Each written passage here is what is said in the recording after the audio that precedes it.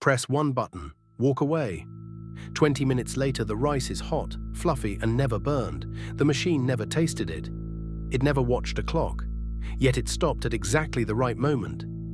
So how does a simple rice cooker know when the rice is done? The answer hides under the pot, in a small disc of metal that can forget it is a magnet. Today we slice the cooker open and watch the moment it decides. Start with a quiet rule of physics. As long as there is water in the pot, the temperature cannot climb past boiling, about 100 degrees Celsius or 212 Fahrenheit. Add more heat and the water does not get hotter, it just boils faster, turning to steam. So while rice sits in water, the pot is pinned at one steady temperature. The cooker uses that ceiling like a thermometer it never has to read. Lift the lid on the design. Inside is a metal cooking pot that drops into a snug well. Beneath it sits a heating plate, a flat coil that turns electricity into warmth. In the center of that plate is a spring-loaded button that presses up against the bottom of the pot. That little button holds our secret, and running from it is a simple switch with two settings: cook and keep warm. Look closely at the center button. Inside it are two parts pressed together, a permanent magnet and a second piece of special metal called a thermal magnet, or ferrite. When they touch, the magnet grips the ferrite hard. That grip holds the switch in the cook position, so the entire machine waits on one tiny magnetic handshake. Hold the grip, keep cooking. Break the grip, and everything changes. Remember this handshake because it runs the whole show. You add rice and water, then push the lever down. That single press does two things at once. It snaps the switch into the cook setting, sending power to the heating coil below. And it pushes the center magnet up so it clamps onto the ferrite, locking the lever in place. Let go, and it stays down on its own. The magnet is now holding the door open for the current to flow into the coil. Electricity floods the flat coil under the pot. The coil fights that current and heats up, the same way a toaster wire glows. That warmth passes straight into the metal pot and into the water and rice resting above it. The temperature climbs quickly, 30 degrees, 60, 90. Steam begins to curl out from under the lid. Everything is racing toward that boiling ceiling we talked about, and the magnet is still holding tight.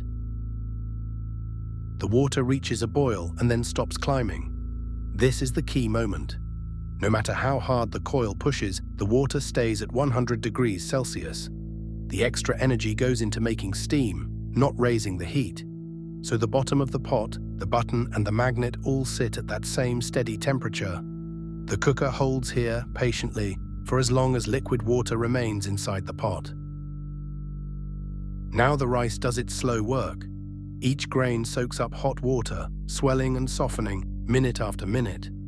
The water level slowly falls, steam carries some away, and the rice absorbs the rest. As long as a thin film of water still touches the metal, the temperature stays locked at boiling. The cooker cannot tell time, but it does not need to. It is simply waiting for the water to run out. Then comes the turning point.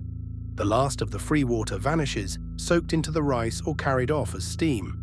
With no water left to boil, the boiling ceiling disappears. Suddenly the coil's heat has nowhere to hide. The metal pot bottom goes dry, and its temperature jumps quickly past 100 degrees, climbing toward 110 and beyond. That rising heat presses down into the little magnet underneath. Here is the trick that runs the whole machine. Every magnet has a temperature, called its Curie point, where it simply forgets how to be magnetic. The ferrite in the switch is chosen so its Curie point sits just above boiling. The moment the dry pot pushes past that temperature, the ferrite loses its pull. The magnetic handshake goes limp. The grip that held the switch for the entire cook quietly lets go. With the magnet's grip gone, a small spring finally wins. It shoves the center button down, and the lever pops up with a soft click you have heard 100 times. That motion flips the switch from cook to keep warm. The big heating coil shuts off. A second, gentler heater takes over, holding the rice near 65 degrees Celsius, warm enough to serve, but too cool to scorch. So follow the chain. You press the lever, latching the magnet and powering the coil. The coil heats the pot, and the water climbs to a boil and locks at 100 degrees. The rice drinks the water while the temperature holds. The water runs out, the dry pot overheats, and the magnet passes its Curie point and lets go. The spring flips the switch to keep warm. No clock, no sensor, just boiling physics, and a magnet that knows how to forget. A rice cooker never tastes the rice or counts the minutes. It just trusts one quiet rule, that water cannot get hotter than boiling, and waits for a small magnet to feel the moment the water is gone.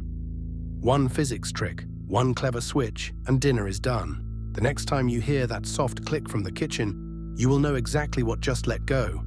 Thanks for watching The Cutaway. We will see you inside the next machine.